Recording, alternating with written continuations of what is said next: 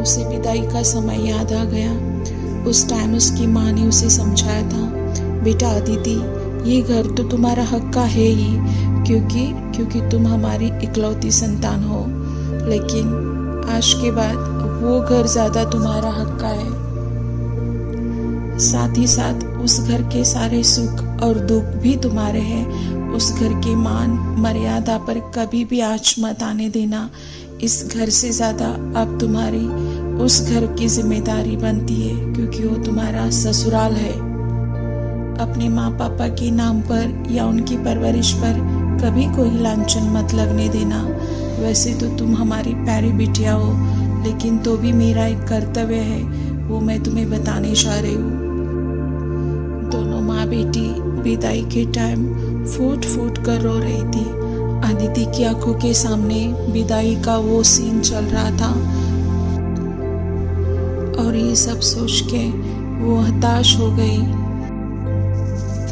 माँ पापा को क्या बताऊं मैं, कैसे समझाऊं उनको कि हमारे साथ क्या हुआ है। सब शामिल थे इसमें, निर्मला जी, अनुपम जी, नंदिनी, सब के सब। नंदिनी की वो हंसी जब वो अदिति और राघव को हनीमून के लिए छोड़ने आई थी, तब वो कितनी कुत्सितता से हंसी थी, कितनी अजीब सी मुस्कुराहट थी वो। अदिति को वो सब याद आ गया। छी छी, कितनी घृणता है इन सब में, सरासर फरेब। इसलिए तो शादी की इतनी जल्दी की। शादी का प्रपोजल लेकर आए थे ये लोग, वो भी सीधा सगाई की डेट फिक्स करके, ताकि हमें सोचने समझने का मौका ही ना मिले। मेरे माँ पापा बेचारे सीधे साधे, सादा सरल स्वभाव था उनका, फंस गए। तुरंत ही हाँ कर दी, ना भी कैसे करते और क्यों ही करते। ऊपर से देखो तो कितनी अमीरी है, क्या ही कमी है इन सब में। कोई नासमझ ही होगा जो ऐसे प्रपोजल को ना करेगा, अमीर परिवार जो है। और वो ही क्यों, मैं भी तो उन पे लुट गई थी। इतना रुबाबदार व्यक्तित्व जो था, राजस्वरूप, उदारता, दयावान, पढ़ा लिखा, जिसने एक लड़की का बैकग्राउंड नहीं देखा था, उसको सिर्फ उसका रूप और स्वभाव दोनों भी अच्छे लगे थे। मैं भी तो इनके प्यार में थी। लेकिन ये सिर्फ बाहरी दिखावा था। इनके अंदर के अंतरिंग को कैसे समझे हम? इंसान के शरीर के अंदर इनको कैसे समझ सकते हैं हम? इनका मन अगर छल और कपट से भरा है तो बिल्कुल भी समझ नहीं सकते। तो फिर क्या कर सकते हैं हम? क्या यही इनके अंतरंग है? छल, कपट और धोखा। अदिति के मन में अब इन सब के लिए एक अजीब सी घृणा आने लगी थी।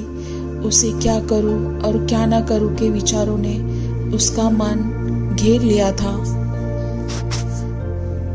उसकी नजर राघव की रखी हुई मेडिसिन्स पर गई और वो तुरंत उसके मन में एक विचार आया, क्या सच में खा लूं मैं ये सारी दवाइयाँ?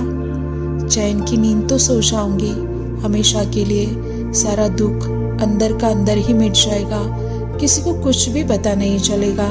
जिसको जो समझना है वो समझे, मुझे तो इन सब से छुटकारा मिलेगा। सच में खा लूं क्या मैं ये सब दवाइयाँ?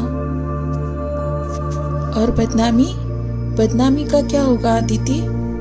होने दो, मुझे क्या, मैं थोड़ी ना रहूंगी पीछे देखने के लिए कि बदनामी हो रही है या कुछ और। समझने दो जिसको जो समझना है वो। स्पेशली सबरवाल्स की बहू बनने का आखिर दुख क्या है, क्यों किया उसने आत्महत्या? और वो एक झटके में उठ जाती है। लेकिन उसकी आंखों के सामने अंधेरा छा गया और उसे जोर जोर से चक्कर आने लगे। अदिति नीचे गिर जाती है। थोड़ी देर के बाद अदिति की आंखें खुल गई। उसकी आंखों के सामने अभी भी अंधेरा था। वो थोड़ी उठने की कोशिश करती है, लेकिन थकान के मारे वो उठ नहीं पाती है। उसे फिर से वही विचार सताने लगे। उसे अपनी माँ की याद आने लगी। वो बेचैन हो रही थी अपनी माँ की याद में। उसको वो गले लगा के जी भर के रोना चाहती थी, उन्हें अपनी पीड़ा बताना चाहती थी। थोड़ी देर पहले जो भी विचार उसके मन में आए थे आत्महत्या के, उस पे वो फिर से सोचने लगती है, क्या होगा मेरे माँ पापा का, मेरे मरने के साथ साथ वो दोनों भी खत्म हो जाएंगे, क्या सोचेंगे, क्यों किया उनकी लाडली बेटी ने ऐसा, अगर कुछ प्रॉब्लम थी तो वो हमें बताती।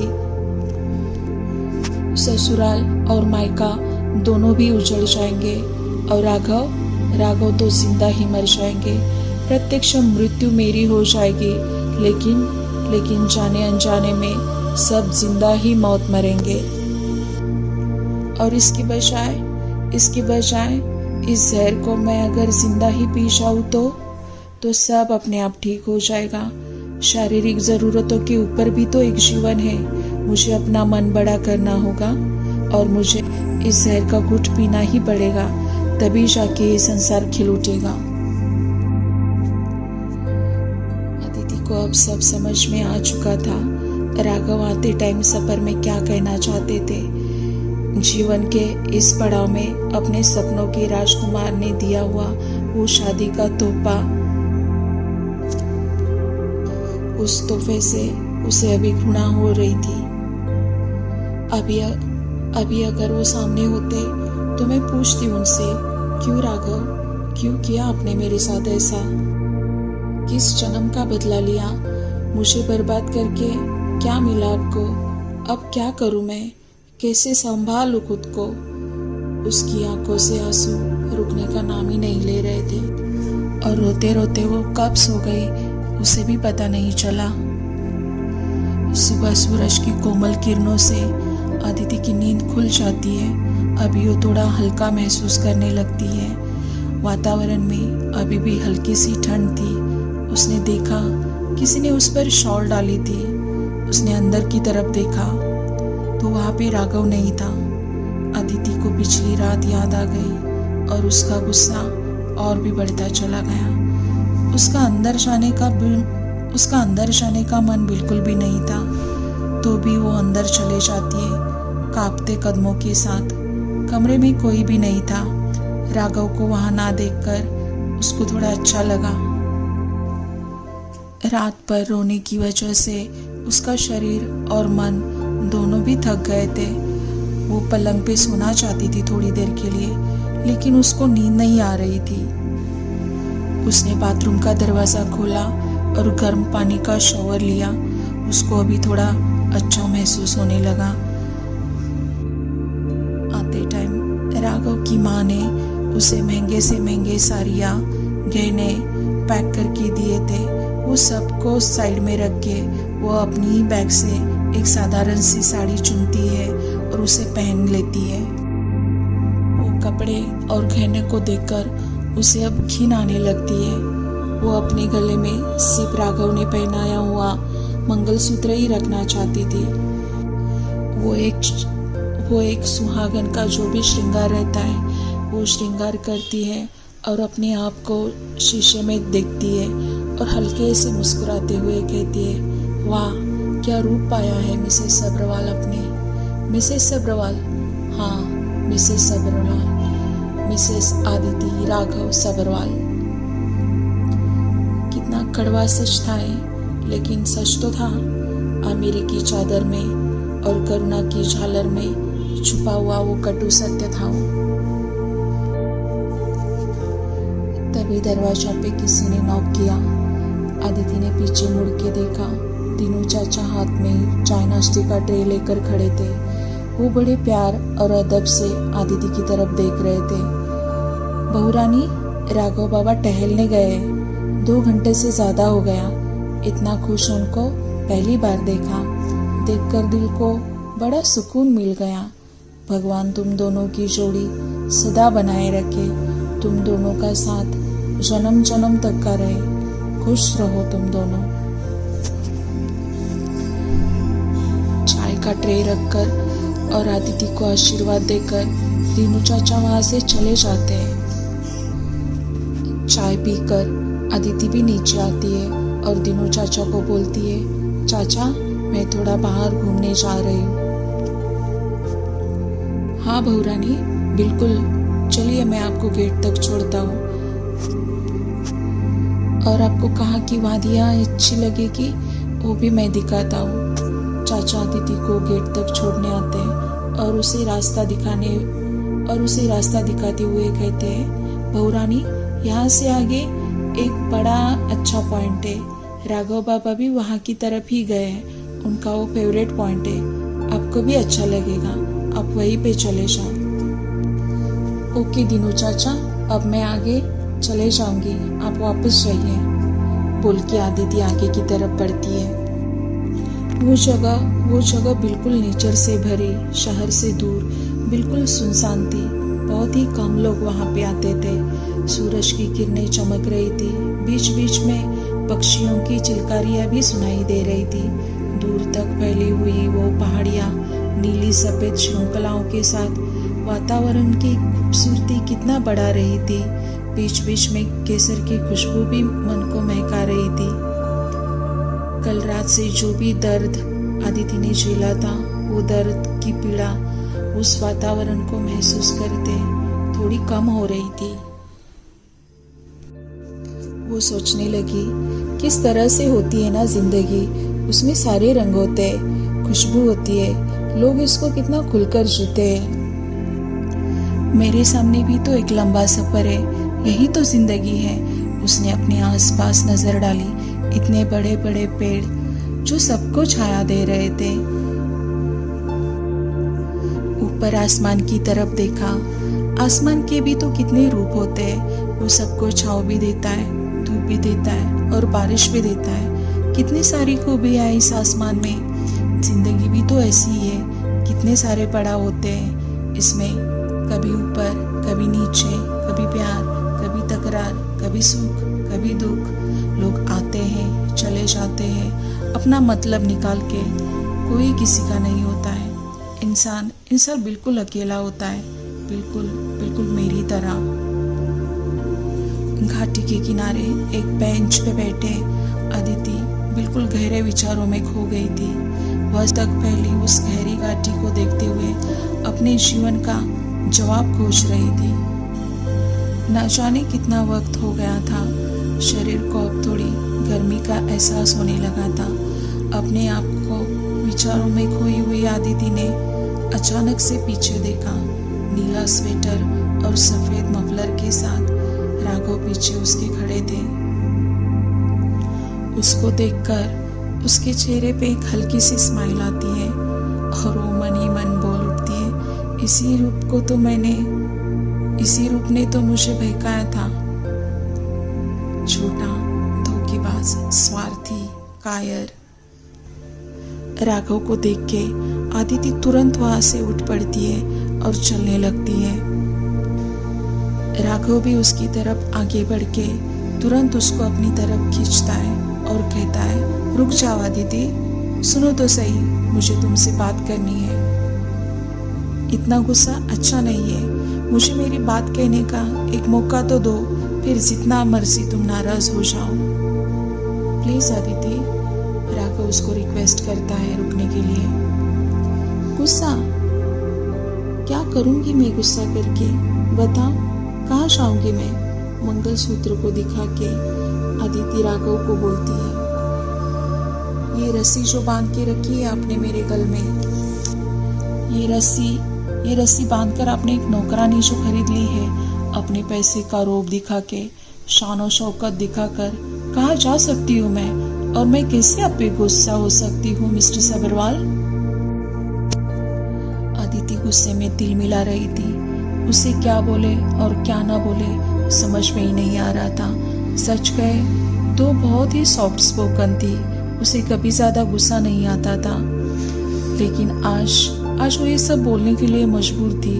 अपने आप को रोक नहीं पा रही थी, उसका शरीर गुस्से से कांप रहा था। अदिति को एक बेंच पे बिठाते हुए और शांत करते हुए राघव उसे बोलता है, अदिति तुम्हारा गुस्सा बिल्कुल जायज है।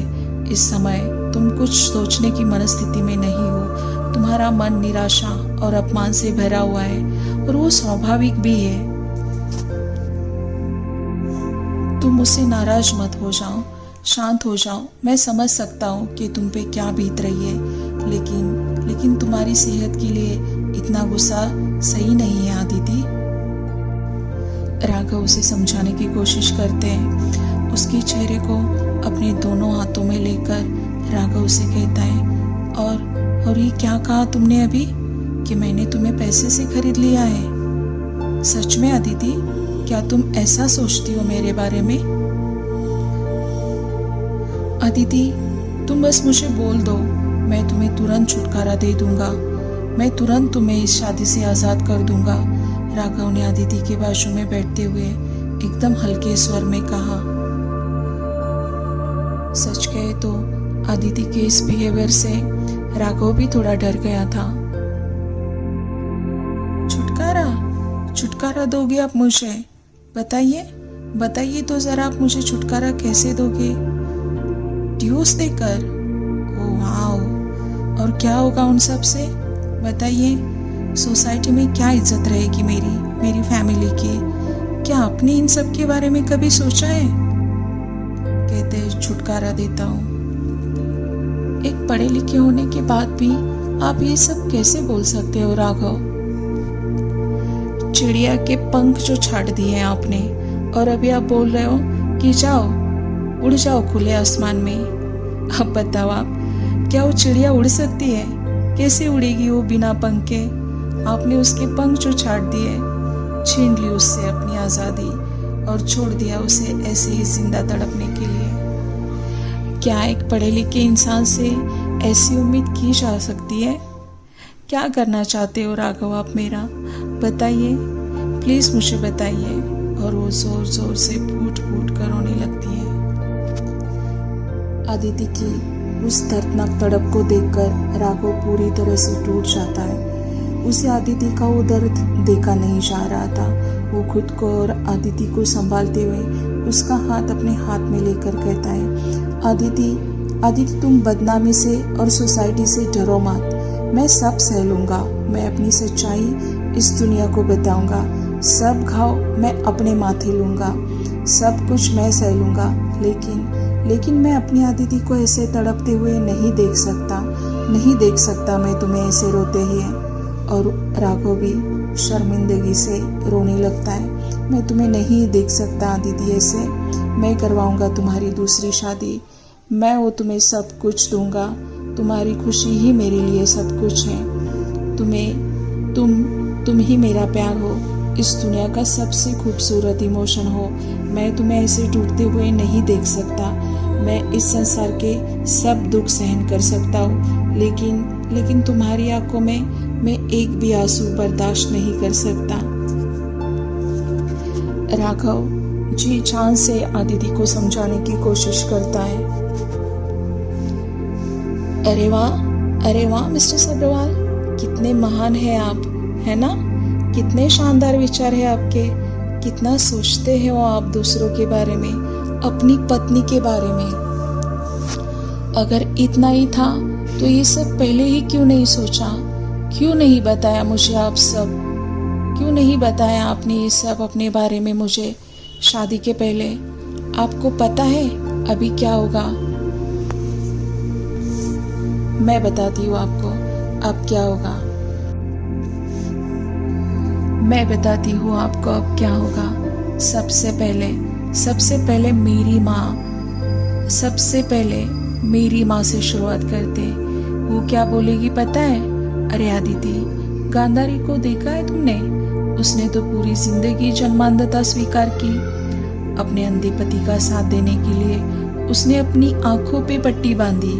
और वो निर्णय तो उसका खुद का था। कितना बड़ा बलिदान दिया गांधारी ने, देखा?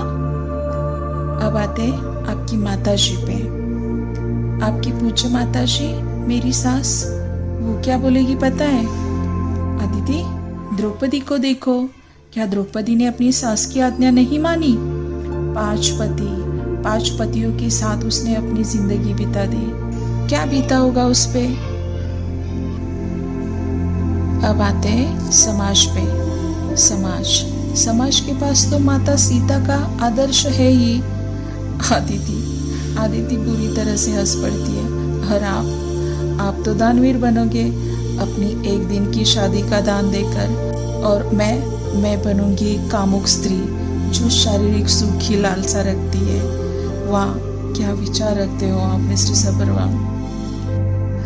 बोलते शादी करवाऊंगा, एक और शादी, एक और कसौटी, एक और विश्वासघात, सरासर विश्वासघात। कोई मुझे बताएगा अगर इतना सब करना ही था तो इतना बड़ा नाटक क्यों रचा गया? क्यों किया हमारे साथ इतना विश्वासघात? क्यों किया? बताइए राघव आप मुझे, क्यों? क्या इस क्यों का जवाब है आपके पास? शर्म से मैं मर जाऊंगी। इस समाज की नजर से नजर मैं नहीं मिला पाऊंगी। आप लोगों का क्या? आप तो दानवीर बनोगे। और रोते रोते आदिति बेहोश हो जाती है। राघव उसे उठा के पेड़ की छाया में लेकर जाता है। सूरज की गर्मी बढ़ती ही जा रही थी और यहाँ राघव का मन भी अब अशांत होने लगा था। वो अपने आप को बहुत कोस रहा था। वो अपने आप पे शर्मिंदा था। आदिति की हालत देखकर उसे अब अपने डिसीजन पे पछतावा हो रहा था। उसने आदिति के चेहरे का पसीना अपने मफलर से पोंछ लिया। थोड़ी देर बाद आदिति भी होश में आ जाती है। दोनों भी पेड़ के नीचे शांत बैठे हुए थे। दोनों की भी नजरें शून्य थी। वो दूर दूर की पहाड़ियों को ताक रहे थे, मानो सब कुछ ठहर गया हो। प्रकृति जैसे निश्चल हुई थी। अब तक वहाँ कितने सारे कपल्स आए के गए थे। उन वादियों ने उनका बेधड़क रोमांस भी देखा था। वो देखकर वादियाँ खिल गई थी, प्रेम के गीत गाए गए थे।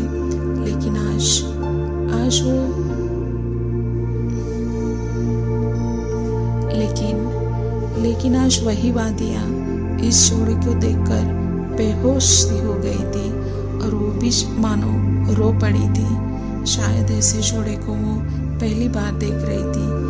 कल उनके शादी की सुहाग रात थी और वो रात ऐसी होगी इस बात की शायद दोनों ने भी कल्पना नहीं की थी। आदिति, मैं तुम्हें सब कुछ बताऊंगा, पूरी कहानी बताऊंगा। फिर तुम्हें जो भी फैसला है वो तुम ले सकती हो। मैं तुम्हारे उस फैसले का रिस्पेक्ट करूंगा। अगर तुम मुझ पर थोड़ा भी विश्वास करती हो तो प्लीज अपने आप को संभालो। मैं सब ठीक कर दूंगा। मुझे क्या प्रॉब्लम है ये मैं तुम्हें सब कुछ बताऊंगा, लेकिन प्लीज अब तुम थोड़ा नॉर्मल हो जाओ। अपने आप को संभालो आदिति। मैं जानता हूँ कि तुम्हें समझने की क्षमता तुम्हारे उम्र के हिसाब से बहुत कम है। ये सब तुम्हारे समझ के परे है। तुम थोड़ा धीरज से काम लो, मैं सब ठीक कर दूंगा। आदिति एक आवेग से उसकी तरफ देखती है। उसकी उस नज़र में दर्द, प्यार, विश्वास सब कुछ था। आदिति, मुझे नहीं पता था कि मैंने क्या पाया है और क्या खोया है, राघव कहता है। आदिति भी अभी थोड़ी शांत हो गई थी। वो राघव से कहती है, राघव मुझे अपनी उम्र तो समझ में नहीं आती है। मैं समझती हूँ कि आप मुझसे उम्र में बड़े, लेकिन मैं इतनी नासमझ में तो नहीं हूँ ना कि मुझे कुछ समझ में नहीं आ रहा है।